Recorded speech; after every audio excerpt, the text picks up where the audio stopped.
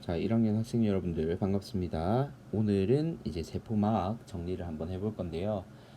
먼저 선생님하고 수업 시간에 했던 내용들을 여러분들이 이 영상을 통해서 정리를 하는 개념이기 때문에 이 영상에 있는 내용들은 선생님이 수업을 열심히 들었다는 가정하에 설명을 조금 생략하는 부분도 있으니까 반드시 수업 때 집중해서 듣는 것은 잊지 마시고요. 오늘 정리를 하면서 수업 시간에 배운 내용들과 쭉 연결해 보면서 머릿속에서 이 개념들이 어떻게 연결되었는지를 확인해 보는 계기가 되었으면 좋겠습니다.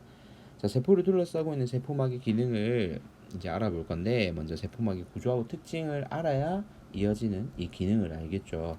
자, 세포막의 이제 구성하고 있는 성분부터 알아보면, 세포막의 주 성분은 뭐하고 뭐였죠? 인지질과 그리고 단백질이었습니다. 자, 먼저 인지질은 물과 잘 섞이는, 그러니까 물하고 친하다는 얘기죠. 친수성 부분과, 그리고 물과는 친하지 않은 소수성 부분으로 되어 있고, 세포 안과 밖에는 우리 몸이 70% 이상이 물이잖아요. 그래서 이 물이 풍부하기 때문에 세포막은 이제 인지질 이중층의 형태를 이룬다라는 얘기를 했었습니다. 자, 이걸 다시 한번 얘기하면, 자, 우리가 물과 친한, 지금 물이랑 친하니까 좀 선입견 같긴 하지만 파란색으로 표시할게요.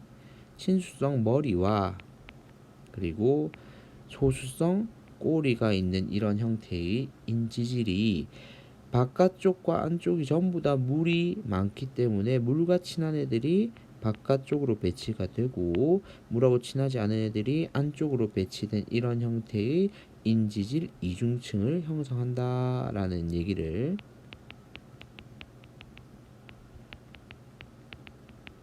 수업 시간에도 강조하면서 얘기했었죠. 그죠? 그래서 우리가 막의 구성 성분은 주로 인지질과 단백질로 되어 있으며, 이 인지질의 특성상 친수성과 소수성 요 두 부분이 있고, 우리 몸은 대부분 이렇게 물로 많이 구성되어 있기 때문에 세포 안과 밖에 물과 친한 친수성 부분이 위치하고, 물과 친하지 않은 소수성들이 모여서 이렇게 경계를 형성해주는 형태의 막을 이룬다. 여기서부터가 출발입니다. 반드시 기억해 주시고요. 이제 이런 특징 때문에 나타나는 선택적 투과성을 한번 알아볼게요. 자, 세포막의 선택적 투과성 한번 봅시다. 세포막은 구성 성분 및 구조에 의해서 물질 종류에 따라서 어떤 물질 같은 경우에는 잘 통과시키기도 하고, 어떤 물질은 잘 통과를 안 시키기도 하는데, 이거 우리는 선택적 투과성이라고 얘기합니다.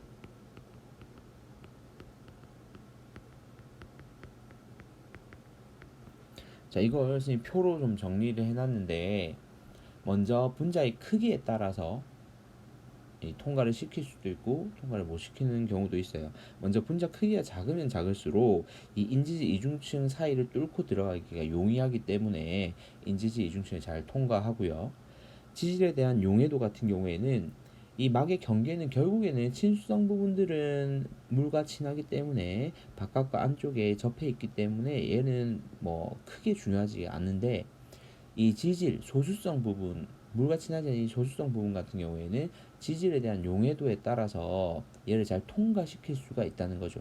그래서 지질에 잘 녹아서 인지질의 소수성 부분에 잘 섞이는 물질 같은 경우에는 이 인지질 이중층을 잘 삐집고 들어갈 수 있다는 거죠. 자, 그리고 전하가 나오는데, 자, 우리가 전하를 띠는 물질, 즉 이온 형태를 얘기를 하는 거죠. 이 이온 형태들은 인지질 이중층 자체를 통과하기가 어려워요. 그렇기 때문에 얘들은 이 인지질 이중층 사이사이 박혀 있는 막 단백질을 통해서 이동을 하게 됩니다.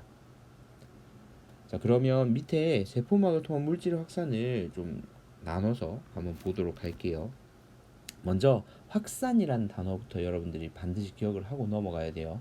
물질을 이루는 분자의 농도가 어디에서 어디로 무작위로 움직이느냐, 요게 중요한 건데, 분자의 농도가 높은 쪽에서 낮은 쪽으로 무작위로 움직여서 이동하는 현상을 우리는 확산이라고 얘기를 하거든요. 산소하고 이산화탄소와 같은 기체 분자 같은 경우에는 이런 인지질 이중층을 통해서 확산이 일어납니다. 그래서 여기에 인지질 이중층을 통해 확산되고요. 이온은 전하를 띠잖아요, 그죠? 그리고 포도당 아미노산 같은 경우는 좀 커요. 그렇기 때문에 얘들은 어디를 통해서 직접 통과하지는 못하고 단백질을 통해서 확산이 일어납니다. 즉 모두 농도가 높은 쪽에서 낮은 쪽으로 이동을 한다는 건데, 그럼 이거는 에너지를 사용한다 안 한다? 사용하지 않는다. 요거까지 기억하라고 수업 시간에 분명히 선생님 얘기를 했습니다. 그래서 아래에는 이 두 가지 방식에 대해서 정리를 했는데요. 요걸 조금 더 우리가 전문적인 용어로 구분을 지었었죠, 수업 시간에. 자, 인지질 이중층을 통해서 바로 들어가는 애들을 우리는 단순 확산이라고 얘기했고요. 그리고 막단백질을 통해서 이동하는 경우는 촉진 확산이라는 용어를 썼습니다.